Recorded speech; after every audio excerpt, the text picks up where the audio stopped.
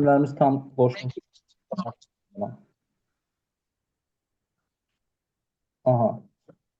Bu tipli suallara cavab verəndə, müəllim, əslində mən əsəbiyəm, mən emosional olaraq davranıram, mən aqressivəm tipli cavablar vermək qəti olmaz.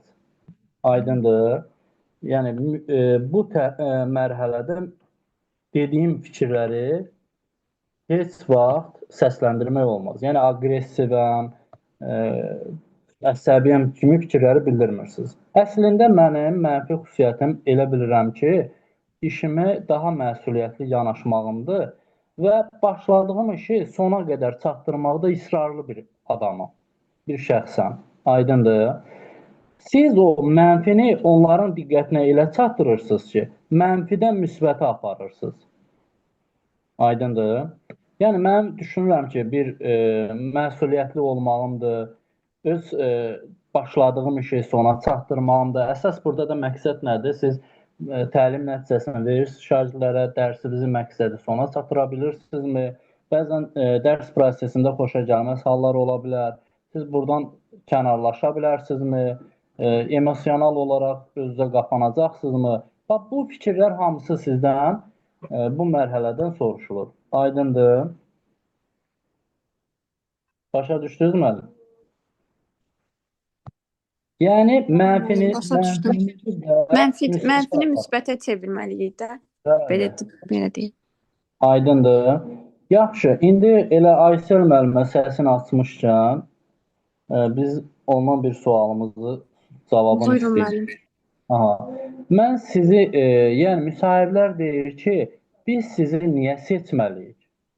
Yəni, deyək ki, hamı normal bal yığıb, siz də 95 bal yığmışsınız, Həsən müəllim də 95 bal yığıb, Əli müəllim də. Amma sizi fərqləndirən cəhət nədir ki, biz sizi seçməliyik? Həqiqətən çətin suallar deməlim. Buna nə cavab vermək olar?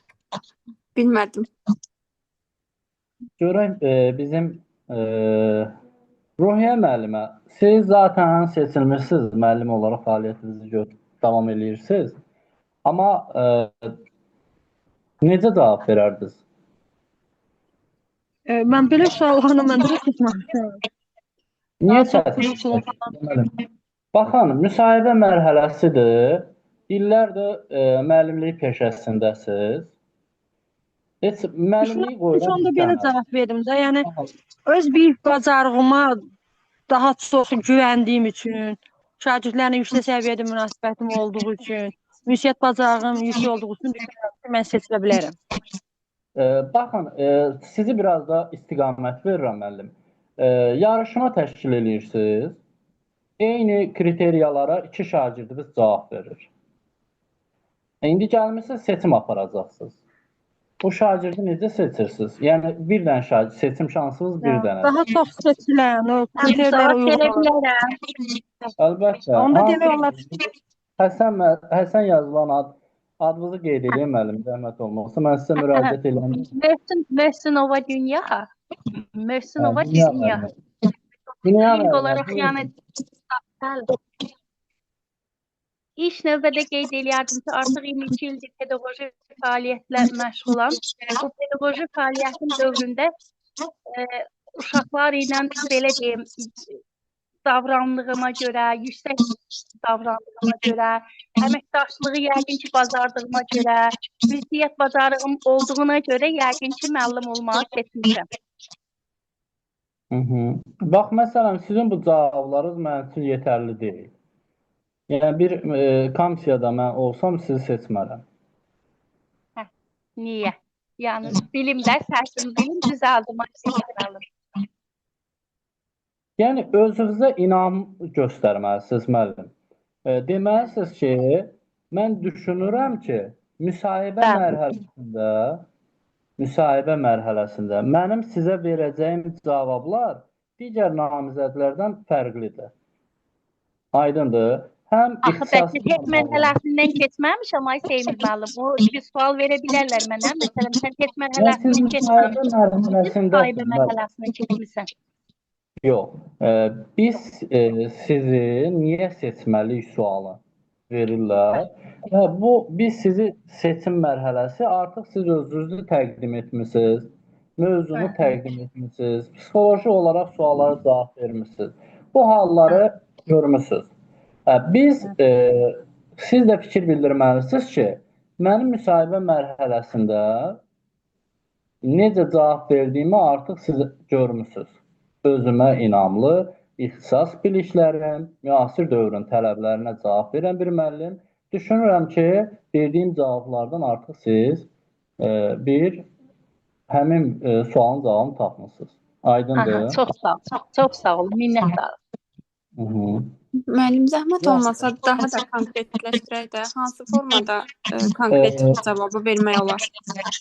Daha konkret, yəni müəllim, demək, bu cavab verəcəksiniz ki, düşünürəm ki, bu suala mən cavab verə bilmərəm. Çünki mənim fərqimi siz müsahibə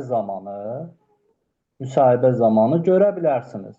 Ola bilər ki, bir xüsusiyyət digərlərinə daha yaxşı olsun, ola bilər ki, məndə. Amma onu əlavə edə bilərəm ki, mənim ixtisasım üzrə kifayət qədər biliklərim və şagirdlərlə işləmə bacarığım mükəmməldir. Aydındır? Aydındır müəllim, sağ olun. Cumhur müəllim, bağışlayın. Onlar düşünməzlər, yəni deməzlər ki, bu müəllim egoistdir, yəni mən mərkəzlidir, özünü öyür, belə bir formalaşmaz. Onu əvvəldən dedim axı müəllim, ola bilər ki, mənim bir cavabım, bir xüsusiyyətim digər müəllimlərdən yaxşıdır. Yəni digər müəllimləri siz aşılamırsınız ki, yəni egoistlik eləmirsiniz. Sadəcə olaraq özünüzə biliklərinizə güvəndiyinizi inamla səsləndirirsiniz. Yəni mən güvənirəm ki, həm ixtisas biliyim kifayət qədərdir, həm öyrətmə qabiliyyətim yüksəkdir, həm dövrün tələblərinə cavab verən kriteriyalar, dövrün tələblərinə cavab verən bir müəlliməm. Aydındır? Oldu, çox sağ olun, aydındır mənim. Aydındır. Keçək növbəti suala. Aha. Bizim Ruhiyyə müəllimə cavab versin.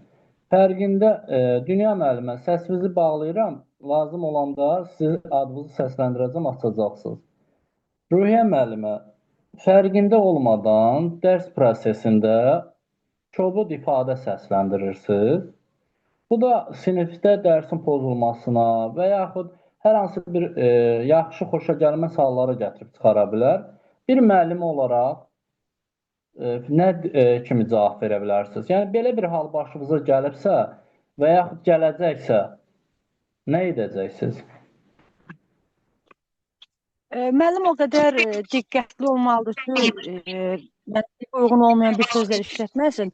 Amma fərqində olmadan belə bir şey yaranırsa, şagirdlərdən üzr istəmək lazımdır. Başqa müəllimlərimizin fikri nədir bununla bağlı? Rahilə müəllimə, necə düşünürsünüz? Belə bir hal olsa? Mən çalışaram ki, elə hal olmasın. Əgər olarsa, şagirdlərdən istəyirəm ki, bir də belə hal olmayacaq. Aha. Bilirsiniz müəllimlər. Müəllim, zəhmət olmasa sualı bir də təkrarlayardınız. Evdə səs oldu, diqqətim yayındı. Deməli, Aysel müəllimə, dərs prosesindəsiz və dərs prosesində istəmədən kobud ifadə səsləndirirsiniz. Bu zaman nə edəcəksiniz?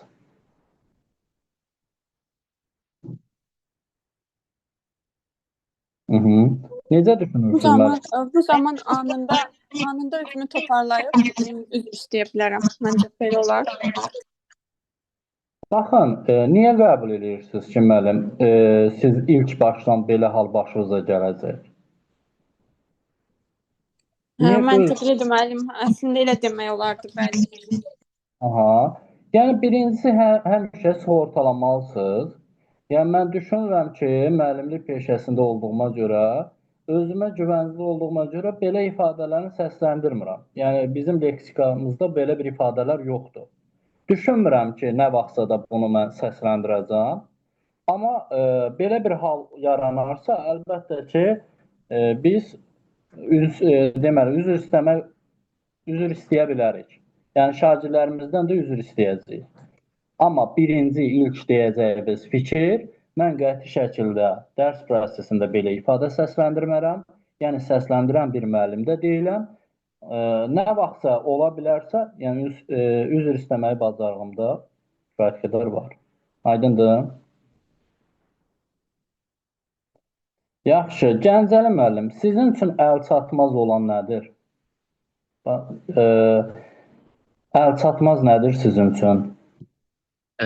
Mənim üçün müəllim təhsil sahəsində, ümumiyyətlə tədris prosesində nəyi əlçatmaz görmürəm. Çünki hər bir müəllim öz üzərində işləyir, yetərincə bütün yeniliklərə haqqı ola bilər. Yəni tədris prosesində, təhsil sferasında hər bir şeyə nail ola bilər. Təbii ki, müsbət yeniliklərə nail ola bilər. Bu sahədə əlçatmaz nəsə düşünmürəm. Çünki əgər məsuliyyətli olaramsa, öz işimi, peşəmi sevərəmsə, hər şeyi əldə edə bilərəm. Təbii ki, yaxşı mənada. Aha, doğrudur müəllim. Yəni fikirləriniz düzgündür. Bizim üçün əlçatmaz deyə bir şey yoxdur. Yəni insan üçün əlçatmaz deyən bir şey yoxdur. Əsas odur, məqsədimiz olsun, sistemli çalışmaq olsun və istədiyimiz hər bir şeyə məqsədimizə çata bilərik. Aydındır?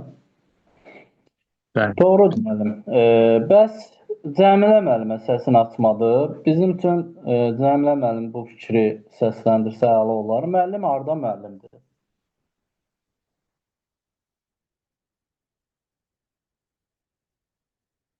Rahilə müəllimə siz vurğulayın. Müəllim harda müəllimdir? Müəllim harda müəllimdir? Aha. Müəllim hər bir sahədə, hər yerdə müəllim kimi özünü aparmalıdır. Cəmiyyətin demək, hər bir sahəsində müəllim hamı üçün örnək olmalıdır. Hərəkətlərindən, sözlərindən, davranışlarından. Yəni konkret olaraq müəllim fikir bildirməlisiniz ki, müəllimin məkanı yoxdur. Yəni mənim işim 45 dəqiqə dərs keçdim, bununla da qurtardı. Söhbəti olmamalıdır. Müəllim cəmiyyətdə nümunə olmalıdır. Müəllim milli dəyərləri hər yerdə aşılamalıdır. Həm bilikləri aşılayan zaman milli dəyərlərdə üstünlük verməlidir. Çünki biz şəxsiyyət formalaşdırırıqsa, hər yerdə nümunə olmalıyıq. Müəllimin məkanı yoxdur. Aydındır? Bəli. Aha, yaxşı. Aysel müəllimə cavab versin bizə. Aysel müəllimə, belə bir sual veriləcək ki, sizə müəllim. Şagirdlər ilk dərs günüdür, məktəbə gedirsiniz və şagirdlər sizi qəbul eləmək istəmir. Sizi tanımır da, normaldır. Sizi qəbul eləmək istəmir. Bir müəllim olaraq necə reaksiya verəcəksiniz, nə cavab verəcəksiniz buna? Bir müəllim olaraq necə? Mən davam etməliyəm də, yəni məyus olmamalıyam bu haldan, çünki bu ilk tanışlıqdır. Ünsiyyət qurma yollarını fikirləşməliyəm. Necə deyim? Cümləmi tam qura bilmədim, amma yəni əl çəkməməliyəm də, şagirdləri qazanana qədər, onlarla xoşünsiyyət qurana qədər mən yoluma davam etməliyəm ki, tam əməkdaşlıq mühiti yaransın. Aydındır. Yəni ümumi olaraq müəllim, bu təkcə sizə aid deyil bu sual. Məsələn, biologiya müəllimimiz var, Azərbaycan dili müəllimimiz var. Deyək ki, Gəncəli müəllim Azərbaycan dili müəllimimizdir. Bu ilk dəfə 4-cü sinifdən 5-ci sinifə gələn şagirdlər bəzən ibtidai sinif müəllimlərinə bağlı olur. Yəni ixtisas müəllimlərini o qədər də sevmirlər. Yəni müəyyən zaman daxilində sevmirlər də. Sözüm pis mənada deyil. Bax, belə hal müəllim, sizin qarşınıza da çıxsa Gəncəli müəllim, siz necə addım atarsınız? Nə düşünərsiniz? Nə reaksiya verərsiniz şagirdlərə? Müəllim, əgər belə halla qarşılaşaramsa, ilk öncə onları yeni tədris münasibəti ilə təbrik edərəm. Ondan sonra onların yəni belə deyim də, məktəbə səliqəli geyimlərlə gəldiyini onlara deyərəm. Yəni məktəbli formalar onlara necə yaxşı yaraşır. Ondan sonra mən inanıram ki, onlarla bizim birgə əməyimiz effektiv olacaq. Yəni bu ilki tədris ilə uğurlu olacaq. Çünki mən şagirdlərin necə deyim, ilk baxışda mən onu hiss edirəm də çalışaram, yəni onları özümə ram edeyim, yəni özümə cəlb edeyim. Hər hansı bir şeir parçası səsləndirərəm və s. verəm. Aha, deməli müəllim, əslində, yəni bu normal haldır. Bizim qarşımıza çıxa biləcək bir hallardır. Biz onlara bildirərik ki, fikir olaraq bizim ilk dərsimiz tanışlıq dərsidir. Yəni mən sizlə tanış olacağam, siz mənlə tanış olacaqsınız. Çalışıb onlarla ünsiyyətə girmək lazımdır ki, sonradan tanışlıq zamanı onların maraq və tələbatların önə çəkərsiniz. Dərsinizi də elə formada quraşdırarıq ki, tam olaraq şagirdlərin istəyinə uyğun olar. Mən düşünürəm ki, hər bir müəllim bu prosesdə ələ alma bacarığı yüksək olar. Bir dənə də maraqlı sual verəcəm. Bu, deməli, çox müəllimlərimiz buna fərqli cavablar verir. Siz müəllimlər hər biriniz fikirlərinizi bildirə bilərsiniz. Bax, müəllim olaraq özünüzü sevdirərsiniz şagirdlərinizə, yoxsa fənninizi sevdirərsiniz? Mən nə cavab verim? Verin, Rahilə müəllim, hamınız verə bilər. Hamınız dinləyin. Əgər biz şagirdlərimizlə yaxşı davransaq, ünsiyyətimiz yaxşı olsa, şagirdlərimiz bizi sevsə, bizə hörmət etsə, fənnimizi də sevər. Mən elə gəlir ki, ilk növbədə biz ünsiyyəti düzgün qurmalıyıq. Şagirdlərimiz bizi sevsin, sonra fənnimizi. Aha. Aysel müəllimə, siz necə düşünürsünüz? Siz çünki bu sahədə təcrübəli deyilsiniz. Təcrübəli müəllimimiz öz fikrini bildirdi. Və siz necə düşünürsünüz? Müəlliməyə qatılıram mən də. Yəni mənim özümün də başıma gəlib şagird olaraq. Müəlliməni sevməmişəm, fənni də sevə bilmirdim, marağım yox idi. Amma müəlliməni sevdiyim, hansı fənnin ki müəlliməsini sevirdim, o fənni də daha yaxşı oxuyurdum. Yəni ona görə qatılıram. Yaxşı, bax mən sizə bir dənə real bir vəziyyətli danışacağam. Sonra hər kəsən öz fikrinə gələcək. Yəni, buradakı müəllimlər şəxsi olaraq məni heç birimiz tanımır. Bir dənə Gəncəli müəllim, yəni bir neçə dəfə, o da elə çox yox, yəni müəyyən zaman daxilində bir-iki dəfə görmüşəm müəllimimiz, yəni ünsiyyətdə olmuşuq. O da bir-iki dəfə görməklə, yəni nə mənim müsbət, mənim mənfi tərəflərimi şəxsiyyət olaraq bilmir. Baxın, haradasa 1 saat 2 dəqiqədir zamanımız gedib. Mən sizin üçün necə bir müəllim kimi yaddaşınızda qalıram indi?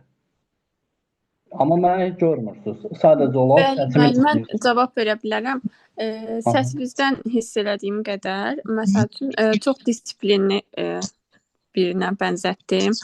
Məsuliyyətli, disiplinli,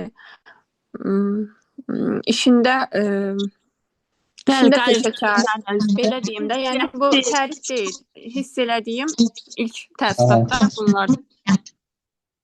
Başa düşürəm. Rahilə müəllimə, siz fikrinizi necə deyəcəksiniz? Yaxşı, mən qayıqçı, ünsiyyətli, humanist, belə hiss elədim. Baxın müəllim, yəni mənim bu sualı sizə nəyə görə verdim? Mən sizə əvvəl də fikrimi bildirdim ki, heç vaxt təhsil mühitində heç nəyi özünküləşdirməyin. Aydındır. Yəni, siz məni heç biriniz tanımırsınız, amma ilk dərs mən sizə dərs mühiti qurmuşam və dərs prosesində dərsimizin necə keçdiyini, stimullaşdırmam necədir, fikirlərinizi sərbəst səsləndirirsiniz, mənfi və müsbət tənqidləri mən sizə yerində bildirirəm. Artıq sizin mənim fənnimə olan marağınız artır. Aydındır. Yəni, ilk dərs günü də siz gedib sinifdə nə qədər desəz də müəllim, gəlin məni sevin, şagird məni sevməyəcək. Sizin yaddaşınızda Yaxşı dərs keçən müəllimlər həmişə yaddaşımızda qalıb indiyə qədər. Yəni şəxsən mən özümdə elədir. Amma mənim dərsimdə gəlib məni yola verən müəllimlər heç vaxt mən onları müəllim kimi qəbul eləməmişəm. Nə də ki, indi heç onları xatırlamıram. Başa düşdünüz nə demək istəyirəm? Müsahibədə də sizə verilən bu sualda siz qeyd eləyəcəksiniz ki, ilk dərs günü olsun, sonrakı mərhələ olsun. Mən dərsimi elə quraram ki, şagirdlərin maraq və tələbatların nəzərə alıb, dərsimi qurandan sonra əgər mən öyrədici qabiliyyətim varsa, mütləq mənim şagirdlərim məni sevəcək. İlk növbədə mənim məqsədim fən biliklərimi aşılamaqdır, fənimi sevdirməkdir. Sonra insani keyfiyyətlər olaraq şagirdlər özümüz də sevəcək. Aydındır, müəllim. Özünküləşdirməyin. Müsahibə elə bir şeydir ki, heç özünüzdə çəkməyin heç nəyi. Yəni, nə edirsinizsə, şagird üçün edirsiniz. Aydındır? Müəllim, amma məndə özünküləşdirmək daha çoxdur. Mən hiss edirəm ki, mən hər şeyi özünküləşdirirəm danışanda. İndi zamanla müəllim düzələcək də. Siz ilk dəfə bu prosesə gedəcəksiniz. Mütəmadi olaraq mən sizin fikirlərinizi dinləyəcəm. Həmişə də fikirlərinizi düzəliş eləyəcəm. O zaman bir də sonda görəcəksiniz ki, tamam hər şey dəyişib. Aydındır? Yaxşı. Ruhiyyə müəllimə, məktəblə ailənin işbirliyi şagirdə nə verəcək? Nə verir? Hal-hazırda müəllim, təhsil tuzağı deyən bir forma var. Biz o metodla istifadə edirik. Ona görə də müəllim şagird ailə birliyi şagirdə gələcək bir seçim formatmaq verir. Məktəbdə daha yaxşı, belə daha operativ olmağa bəxş edir.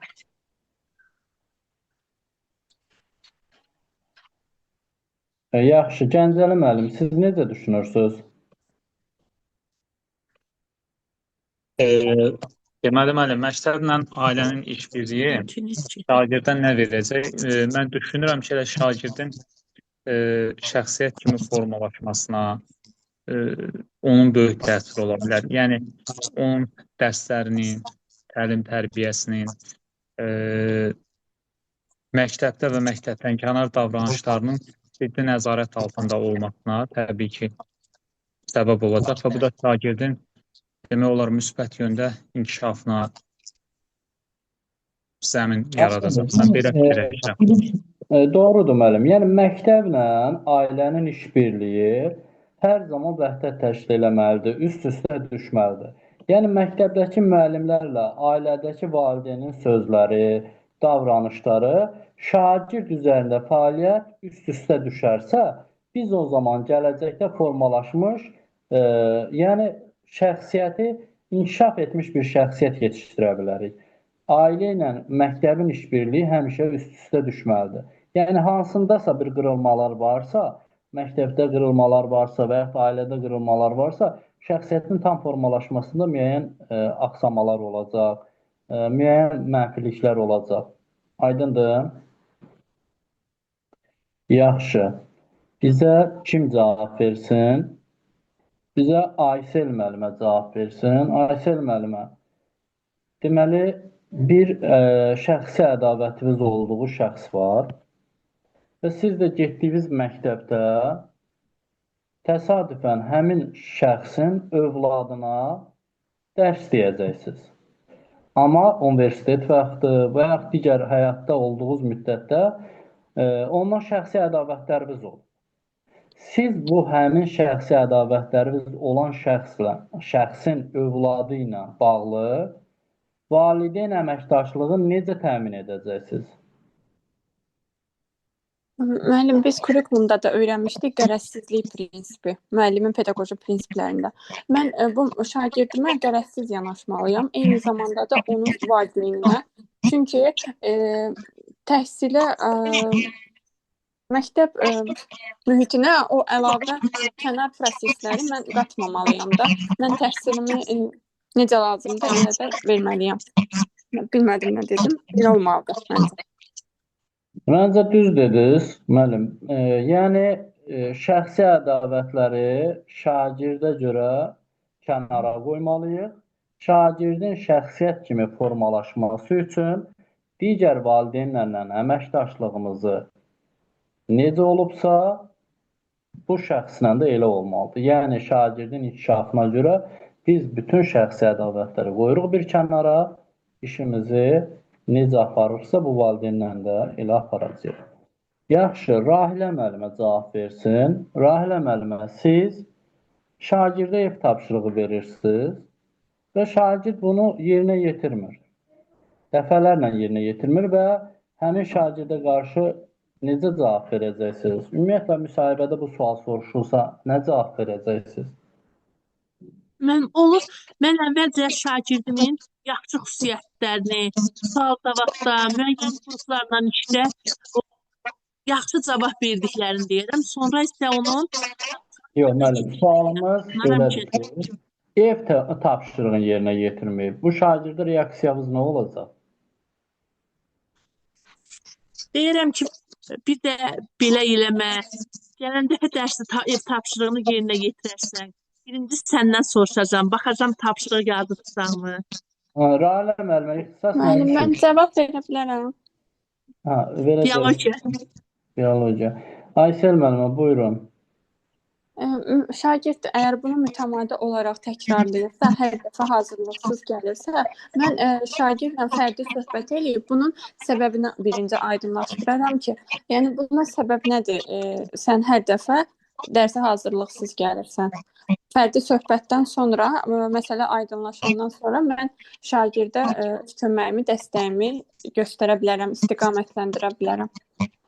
Bəli, burada müəllim ilk öncə ev tapşırığının yazmama səbəbləri araşdırılmalıdır. Ola bilər ki, məktəbdə mövzunu düzgün başa düşməyib.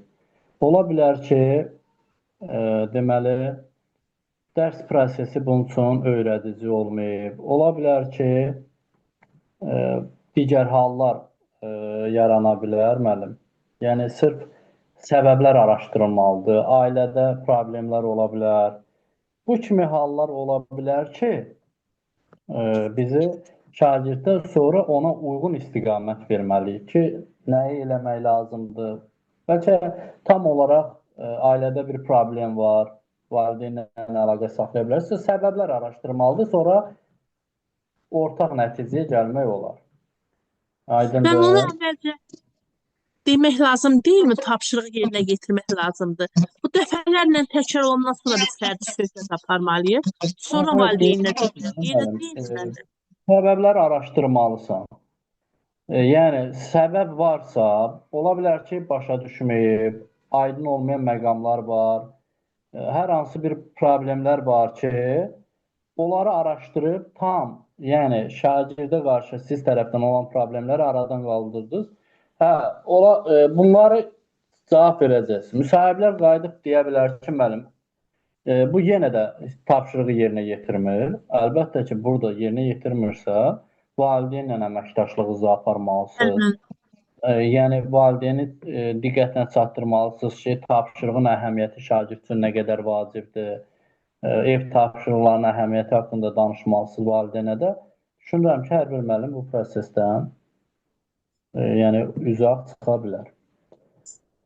Yaxşı, bizə Dünya müəllimə cavab versin. Şagirdlərlə işləməyin hansı çətinlikləri var müəllim?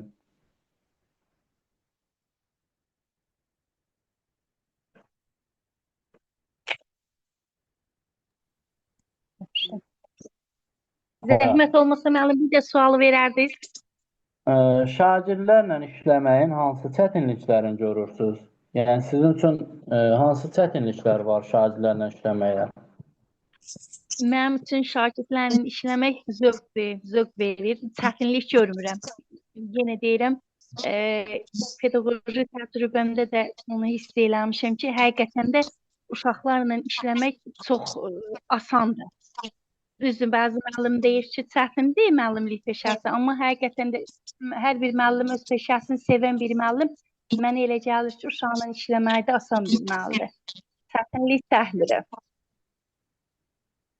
Müəllim, bu yəni müsahibə üçün yetərli cavab deyil, bu verdiyiniz cavab. Rahilə müəllim, siz necə? Cavab verim Necə bu suala. Verin müəllim. Müəllim, birinci məncə o kurikulumun prinsiplərinə əsaslanaq da inklüziv mühit yaratmaq lazımdır. Hər bir şagirdə fərdi şəkildə yanaşmaq lazımdır. Çünki hər şagirdin özünə məxsus şəxsiyyət tipi var, düşüncəsi var və ona uyğun da yanaşma qurmaq lazımdır. Aha. Baxın müəllimlər, yəni bu sual nəyə görə verilir? Sinifdə 30 şagird var. Yəni biz birbaşa bu 30 şagirdin hamısı əla şagirdi deyə bilmirik. Deyə bilərsiniz ki, müəllimlər, fərqli ailələrdən, fərqli tərbiyə görmüş bir çox şagirdlər var. Çətinliklər ola bilər. Hansı çətinlik ola bilər? Onları bir təlim mühitində və ya bir təhsil mühitində bilik aşılamaq. Müəyyən zaman daxilində onları bir təlim mühitinə cəmləmək çətinlik ola bilər. Düzdür, indi müəlliməmiz vurğuladı ki, inklüziv təhsil, bunlar lazımlıdır. Aydındır. Fikir bildirməlisiniz ki, bir dəfə deyə bilməlisiniz ki, müəllim, mən heç bir çətinliyim yoxdur. Onda deyəcək ki, müəllim, ya işləyirsiniz siz, ya da ki, işləmirsiniz. Aydındır. Qeyd eləməlisiniz ki, müəllim, burada fərqli ailələrdən, fərqli tərbiyə görmüş şagirdlər gəlir. Biz çalışırıq ki, bir təlim mühitində onlara təhsili aşılayaq, bir elm öyrədək, bilik öyrədək. Müəyyən zaman daxilində çətinliklər ola bilər. Aydındır? Yaxşı. Gəncəli müəllimimiz cavab versin. Müəllim, öz şəxsi maraqlarınızı şagirdlərinizlə bölüşürsünüzmü? Bölüşürsünüz, necə bölüşürsünüz? Şəxsi maraqlarımı bölüşürəmmi? Bəli. Yəni, şəxsi maraqlarım deyərkən şagirdlərlə hər zaman tədrislə, təhsillə bağlı, təhsildəki yeniliklərlə bağlı məsələləri müzakirə eləyirəm də. Şəxsi maraq deyərkən sadəcə şagirdlərlə səmimi olmaq üçün, məsələn, hansı rəngləri xoşlayıram, ondan sonra hansı bədii kitabları oxumağı xoşlayıram, nə kimi, məsələn, araşdırmalar aparmışam, yəni şagirdlərə də yenilikləri araşdırmağı tövsiyə edərəm. Yəni, belə şəxsi maraqlarım yox, yəni, belə deyim də, tədris dairəsində ola bilər, ondan kənar ola bilməz. İndi bax müəllim, burada yəni əslində biz necə cavab verməliyik? Ola bilər ki, məsələn 12 yaşlı şagirdə durub biz 25 yaşımızdakı düşüncəmizi birbaşa ona aşılaya bilmərik. Bu ona psixoloji təsir ola bilər. Düzdür, bizim motivasiya olsun deyə hər bir şagirdin yaş səviyyəsinə uyğun öz şəxsi maraqlarımızdan danışa bilərik. Yəni, elmlə bağlı, gələcəkdəki fikirlərlə bağlı və yaxud bu keçdiyiniz yolla bağlı fikir səsləndirə bilərsiniz. Yenə dediyim kimi, əsas şagirdin psixologiyasına mənfi təsir göstərməməlidir. Müsbət mənada öz maraqlarınızı bölüşə bilərsiniz. Yaxşı, Ruhiyyə müəllimə, şagirdinizin evinə gedərsinizmi? Yəni, daha çox tez-tez gedirsiniz, yoxsa gedərsiniz? Belə suallar ola bilər. Yəni, daha çox gedirsinizmi? Müəyyən məqamlarda, yəni məsələn, fərdi söhbət etmək üçün şagirdə yaranmış hər hansı bir problemlə əlaqədar olaraq, bəli, getmək özümə borc bilərəm. Çünki şəxsən ailə ilə söhbət etmək lazım olduğu üçün gedərəm. Amma daha tez-tez yox.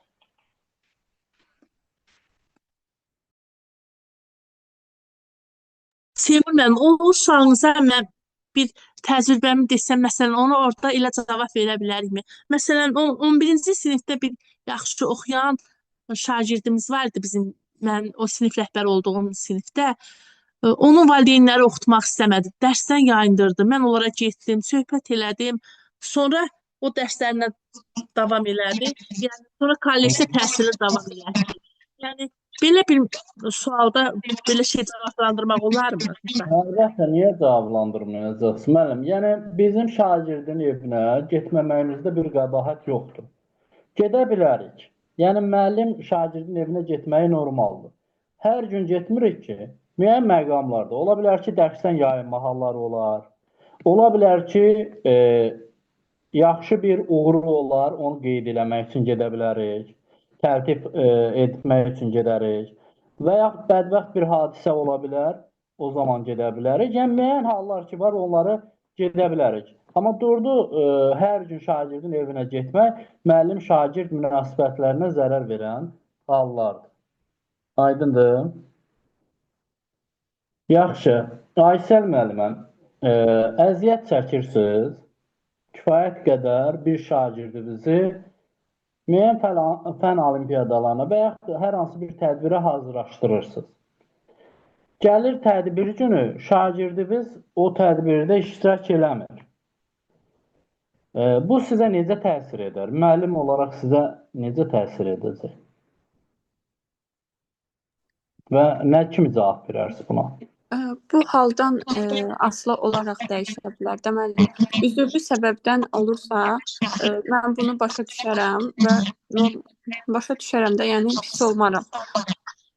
Amma üzürsüz səbəbdən, hər hansı bir məsuliyyətsizlikdən olarsa, təbii ki, bu mənə pis təsir edir, məyus olaram. Belə bir cavab verərdim. Aha. Yaxşı, Dünya müəllimə, səsinizi açmısınız. Siz nə fikir bildirmək istəyirsiniz? Bir dəqiqə keçmir. Müəllim, normal yerdə əyləşin, suallara tez cavab verin, çünki zaman daxilində keçirik dərslərə. Yaxşı, bizə bildirin fikrinizi müəllim. Necə düşünürsünüz? Siz zəhmət çəkmişsiniz, aylarla şagirdi hazırlamısınız tədbirə. Sonda amma şagird o tədbirdə iştirak eləmir. Bu sizə necə təsir edəcək? Baxır hansı səbəbdən Seymur müəllim, yəni üzürlü səbəbdən iştirak etmirsə, onu təbii qarşılardım, amma özü istəmirsə, yəni qoşulmaq, aydınlaşdırardım. Nə səbəbdən qoşulmaq istəmirsən, niyə görə getmək istəmirsən, onun səbəblərini araşdırardım. Ailəsi ilə danışardım, şagirdin özünə motivasiya verərdim ki, yəni öz daxilində getməməyin səbəbini öyrənsin. Aydındır. İndi düzdür müəllim. Yəni burada səbəbləri soruşmaq lazımdır. Yəni üzürlü-üzürsüz səbəblərə görə fikirlərimiz dəyişəcək. Hər halda üzürlü səbəb olarsa, yəni bunu şagirdə güzəşt etmək olar. Amma üzürsüz səbəb olarsa, bu yarışmanın onun həyatı üçün və onun gələcək inkişafı üçün nə qədər önəmli olduğunu vurğulamaq lazımdır. Düzdür, bu bizi məyus edə bilər, amma təkrarlanma olmasın deyə dəfələrlə onun diqqətinə çatdıra bilərik.